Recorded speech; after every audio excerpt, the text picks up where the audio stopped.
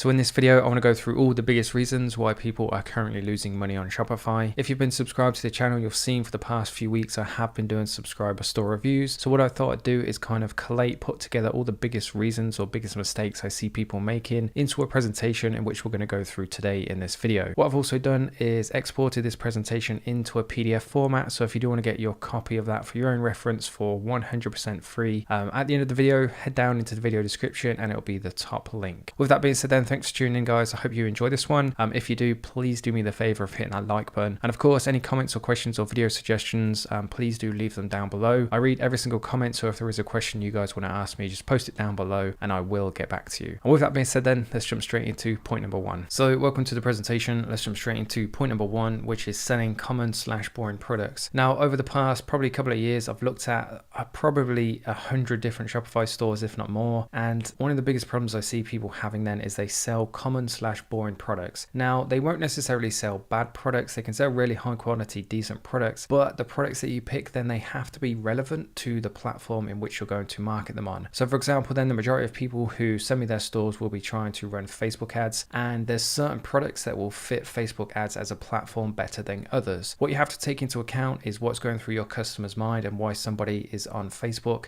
People go into Facebook to talk to their friends, spy on their friends, stalk people, watch funny videos. They're not necessarily there to buy things. So unless your products are interesting and capture people's attention, the chances are your customers won't even notice them. So by selling common and boring products, you're really going to struggle to kind of have any kind of success. So what I've done is I have listed 3 bullet points for products to avoid and 3 for products to sell. Some points to keep in mind next time you're doing your product research. So for products to avoid, then stay away from common products. So these are typically products that are easy to find in stores. So for example, then this pizza cutter, if you were to try and advertise this product, the majority of people who see this will know exactly where else they can buy this product, which increases the chances of them going elsewhere to buy it. Stay away from boring products. These are not interesting. They're not going to capture people's attention, and advertising on a social media platform, then attention is everything. And then the third and final point is broad products. So when you have no specific audience, unless you have a huge budget and you can go out and target those large audiences and burn through an audience until Facebook learns who your customer is, then again, you're not going to have much success in the beginning. In terms of products to sell, then these are products that you should be actively trying to find. Number one, you should go for unique products. So these are never seen before, so not in stores. So if somebody sees your product and they've never seen it before anywhere else, that increases the chance hugely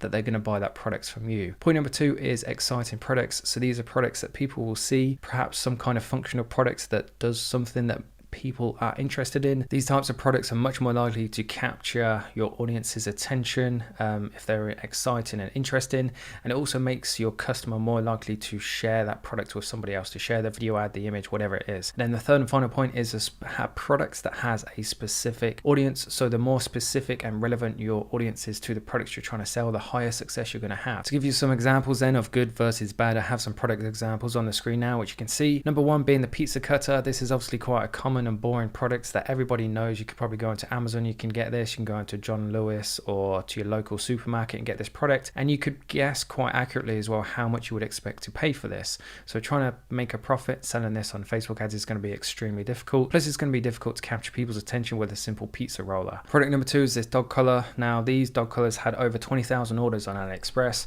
but in my opinion they're not a good product to try and dropship and sell on Facebook because it's just a boring product. It kind of applies to everybody. It applies to dog owners and cat owners. There's nothing that interesting about them. Whereas with the next product, the Pug Life Socks, even though it's within that same dog niche, it speaks to a specific kind of section of your niche, like a sub niche I like to call it, like a specific section. Therefore, when somebody sees something like this, if they own a pug, they're going to have more of a connection with this product, and therefore they're much more likely to buy it. And then the fourth and final product is this 3D print rocket lamp. If you ask me, it's a pretty cool product. I've actually got one of these on order myself because I think it's just so cool, and it's the sort of thing when somebody sees it, I haven't seen this for sale anywhere else except for on AliExpress. And if your target audience hasn't either, then the chances are they're just going to buy it from you because they will see you as the sole supplier and source for that particular product. That being said, let's move on to point number two, which is selling products that are too cheap. This is again another common mistake I see people making. Only sell products for less than £20 if you have a high converting cross sell or upsell to bring up that average order value. To give you an example then of why this is so important, here's a screenshot from one of my ad accounts. You can see across these kind of half a dozen or so ad sets, my average cost per purchase is £9.61. Your results may be better than this, they may be worse than this, but one of my recommendation is then is to base your cost per purchase on £15. This way it will give you enough room to have those good days and bad days, and overall on average it should work out profitable for you. So for example then, to give you an idea of a bad product, we have these earrings here. Again, these have thousands of orders on AliExpress, however they're just too cheap to try and make a profit on unless you have an upsell to go along with them. So for example then, the cost of these is £4 delivered. To make these work and be profitable with your front end ad sets, you would have to retail these at £20 successfully, or you would have to have some form of upsell that converts quite highly to make it profitable overall. One little tip here is to always calculate your break even ROAS. So when you are looking at your ad sets as an overview, especially if you have like 10 to 20 to 30, even 50 different ad sets in your ad account, you can see as an overview quite clearly which ones are profitable and which ones aren't. So that being said, let's move on to point number 3, which is no branding or professionalism. This is something I see probably the majority of stores failing to do, regardless of whether you're running a general store, a niche store, or a one product store. It's not an excuse to not have some form of a brand, or at least make your store look professional. So I've got a couple of slides now just going through kind of like the biggest points I see people failing to do under this particular category. Number 1 is having a logo. Now to be honest, when I first started I didn't bother with a logo because there's big name brands out there that don't have logos and yet they work successfully. However, I've kind of changed my mind on that now. The fact that you can get a logo, a pretty decent logo on Fiverr for less than £15, then it's a small price to pay for the potential benefits. And if we just take a look at the screenshot, for example, these two on the left, the top one, even though the logo is so basic and to be honest could be improved quite a lot, it still looks a lot better and more professional than the bottom one in my opinion. The other thing I've done as well is I've included the screenshot from Fiverr so you can see just kind of what you get for your money basically.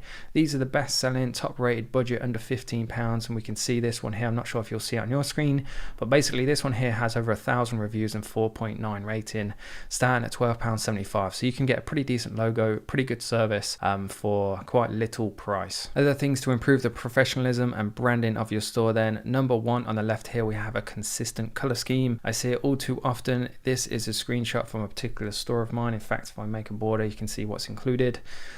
So we have the grey font at the top, we have orange price, we have yellow stars, we have green add to cart, we have red free shipping, blue kind of hook, orange kind of paragraph, and then green in design. There's just way too much going on unless this particular color scheme is suitable for the kind of niche. So for example, if you were running some kind of preschool shop selling toys and things, then perhaps it would work, but to be safe, then simple often works best. Go for neutral color schemes. Think of it as like if you're trying to do up a house and sell it, if the walls were pink and red and blue, obviously that's not going to apply to quite a lot of people's taste, whereas if you just had neutral colored walls that were white, then it's kind of like a blank canvas. It's going to appeal to everyone. It's the same thing with your store. Just keep it simple and go with the neutral colors. Same thing for your background. Don't have some funky weird color for your background. It just looks unprofessional in my opinion. Just stick with white and the chances are you're going to be absolutely fine. It's going to give you the best chances of success. Moving on to point number 4, which is selling products that aren't in demand. There's no two ways around this. If nobody is currently buying your product, then you're not going to make any sales. The best place, or I guess the easiest place to check this, is using Google Trends. It's free. You can put specific search terms in there and it's going to tell you immediately which countries are currently buying it and which ones aren't. To give you an example then, on the left here, featured in one of my previous videos, Pilates bar, we can see that the search term of Pilates bar is the most popular it has been in the past 5 years by a long way. That is a strong signal that people are currently looking to buy this particular product. And on the flip side of this then, to show you what not to go into, what not to sell, we have the search term of heated blanket. We can see that there are current times during a year in which a product like this is popular, but where we're currently at right now on the end here near where my cursor is, this is the least popular or the least most popular time in which people are looking to buy this particular product. So stay away from products like this. There are some other places as well in which you can go to find this kind of information. Number 1 is Google Trends, obviously, which I've just talked you through. Number 2 is different product research softwares. I personally use Sell the Trend. If you did want an extended free trial, make sure you check out the link in the video description below. And then the other place you can go to as well is the AliExpress Dropshipping Center. I'm not going to go into too much information in terms of that because I've featured it in other videos, but if you did want an updated video, then just let me know in the comment section. Moving on to the 5th and final point of this particular video then, and please bear with me on this one because it is such an important one. It's something I see probably 90+% 90% of people falling foul of, and that is that they're too impatient. Now, I understand when you're starting a new business and there's potential to make money, then you can be quite excited and you want to rush into things and get things done as quick as possible. But trust me, that's not the best way to do things.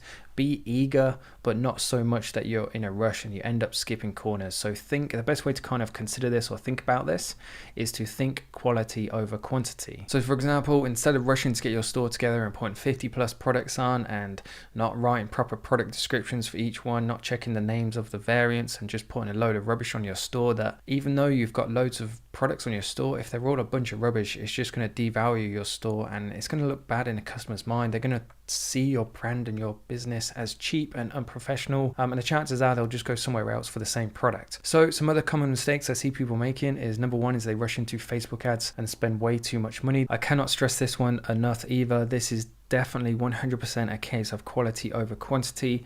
You're much better off running, say, 2 to 3 ad sets that are super high quality, super good audiences and good ad creatives, rather than having 20 different ad sets that are a bunch of rubbish, because if you haven't got the quality, you're not going to see the sales. So break into things slowly, take your time, learn what you're doing, and then when you find what works, then double down on what you're doing, then spend more money, then start to duplicate things, expand things out. But until then, if you're not making money spending, say, £20 a day, you're not going to be making money spending £200 a day. So just take it slowly and don't be too impatient. You don't have to spend that much money, in fact, to make quite a considerable amount of money back.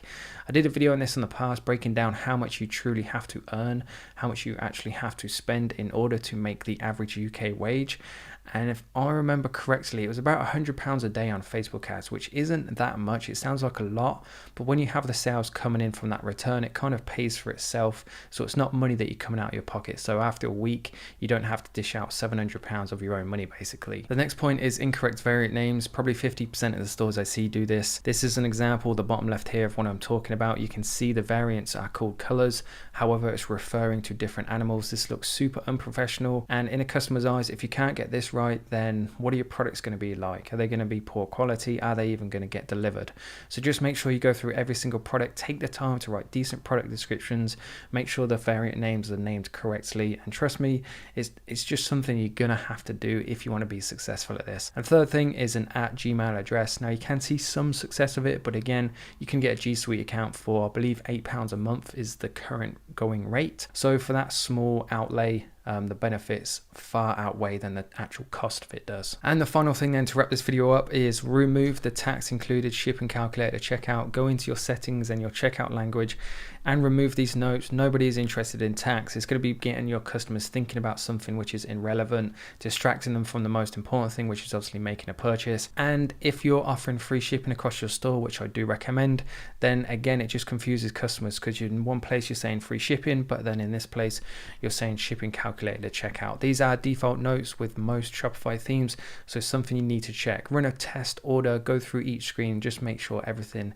is up to scratch. And with that being said then, guys, thank you very much for watching. I hope you guys enjoyed it. If you did, please don't forget to comment, like, and subscribe. I do have some free ebooks as well that I put together myself. There's 3 different ones, one on Facebook ad scaling, a second one on product page templates, and a third one on conversion rate. So if you do want to get your hands on those, they are free. There will be a link in the video description below, so make sure you head down there and check that out. And finally then, if you do want a full mentorship training program that includes my full support and guidance, please do check out my Ecom Academy. There's been tons of testimonials lately, despite the current climate we're living in. So if this is something you're interested in, feel free to reach out, ask me any questions, and there will be a link as well down below in the video description for you guys to check out. With that being said then, guys, thanks very much for watching. Hope you enjoyed it, and I'll see you in the next one.